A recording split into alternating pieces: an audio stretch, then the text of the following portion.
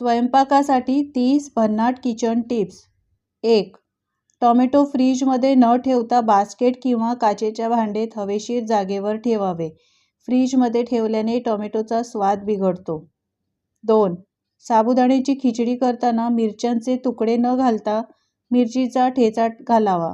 यामुळे मिरचीचा तुकडा दाताखाली येण्याचा धोका कमी होतो. त्याचप्रमाणे खिचडीला एकसारखा तिखटपणा मिळतो. 3. पालकाच्या भाजीत पुदिन्याची पाने घालून वर लिंबू पिळल्यास भाजीचा स्वाद वाढतो. 4. गरम तव्यावर थालीपीठ थापता येत नाही म्हणून एखाद्या जाड रुमालावर किंवा प्लॅस्टिकवर थापून मग थालीपीठ तव्यावर टाकावे.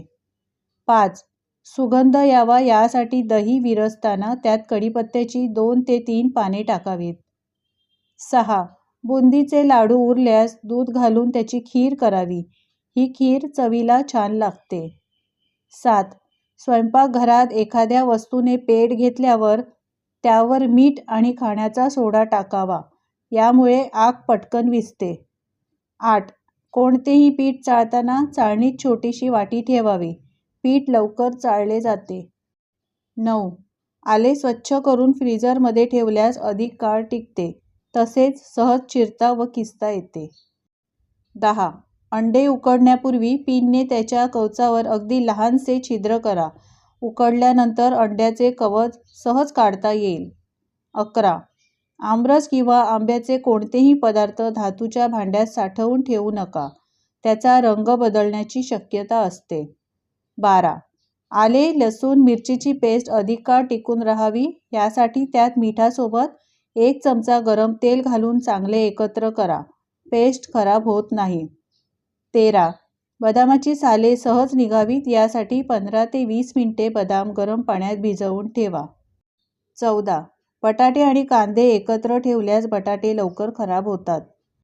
15. पावभाजी करताना त्यामध्ये थोडेसे बीट किसून घालावे. यामुळे पावभाजीला रंग छान येतो.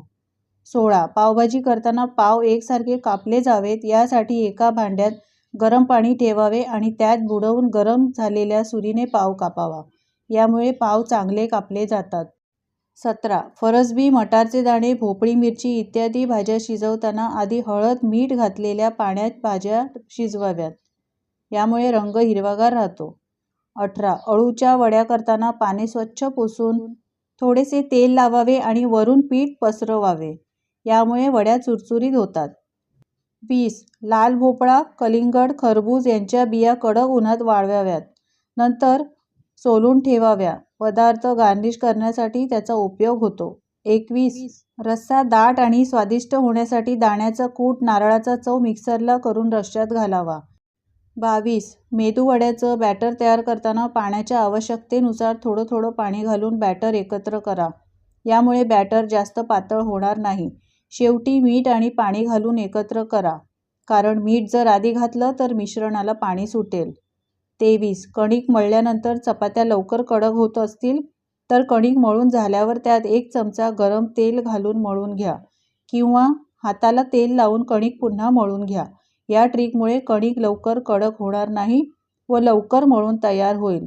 मऊ कणिक तयार करण्यासाठी आपण इथे दुधाचा वापर सुद्धा करू शकता. 24. इडली करताना जर तुम्हाला इडली रवा वापरायचा असेल तर सकाळी 2 कप उडीद डाळ भिजत घालावी आणि रात्री ती वाटून त्यात 4 कप इडली रवा मिक्स करून मिश्रण रात्रभर आंबवण्यासाठी ठेवून द्यावे. 25. ढोकळा बनवताना जास्त हळद घातल्याने रंग चांगला येईल असा लोक विचार करतात, पण हळदीला हीट मिळाल्यानंतर त्याचा रंग डार्क व्हायला सुरुवात होते. म्हणून हळद कमीच घालावी. 26. ढोकळा परफेक्ट बनवण्यासाठी सगळ्यात आधी बेसन व्यवस्थित चाळून घ्या. यामुळे बेसनात गुठळ्या राहणार नाही आणि परफेक्ट मिश्रण बनेल. ढोकळा सॉफ्ट बनवण्यासाठी मिश्रण व्यवस्थित फेटणं गरजेचं असतं.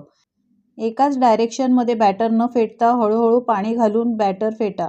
तुम्ही हे मिश्रण हाताने सुद्धा फेटू शकता. जर तुम्ही दोन्ही बाजूनी मिश्रण फेटत राहाल तर मिश्रणातील हवा बाहेर पडेल आणि ढोकळा सॉफ्ट फ्लफी होणार नाही. 27. जेव्हा तुम्ही चपातीसाठी पीठ भिजवणार असाल तेव्हा त्यात 1 चमचा तेल अथवा तूप नक्की मिक्स करा. यामुळे चपात्या अत्यंत स्वादिष्ट आणि मऊ होतात. तेलापेक्षा तुपाचा वापर केल्यास तुम्हाला फायदा मिळेल. तसंच पोळी जास्त काळ मऊ राहील आणि डब्यात दुपारी खाण्यासाठीही तितकीच ताजी राहील. 28. भाकरी तुटू नये किंवा पोळीसारखी एकसारखी व्हावी म्हणून हे पीठ कोमट पाण्यात भिजवून भाकरीचे पीठ चांगले मळून घ्यायला हवे. हे पीठ चांगले मळले गेले की ते एकसंध होते आणि त्यामुळे भाकरी सहज थापली किंवा लाटली जाते. यामुळे भाकरी कोरडी किंवा विसविशीत न होता त्याला एकसंधपणा येतो आणि कडांना ती तुटण्याची शक्यता कमी असते. 29. केळफुलाची भाजी चवीला खूप छान लागते. ही भाजी महाराष्ट्रातील कोकण या भागामध्ये बनवली जाते. केळफुलाची भाजी बनवताना हरभरे किंवा वाटाणे घातले तर त्यामुळे त्याची चव पण छान लागते.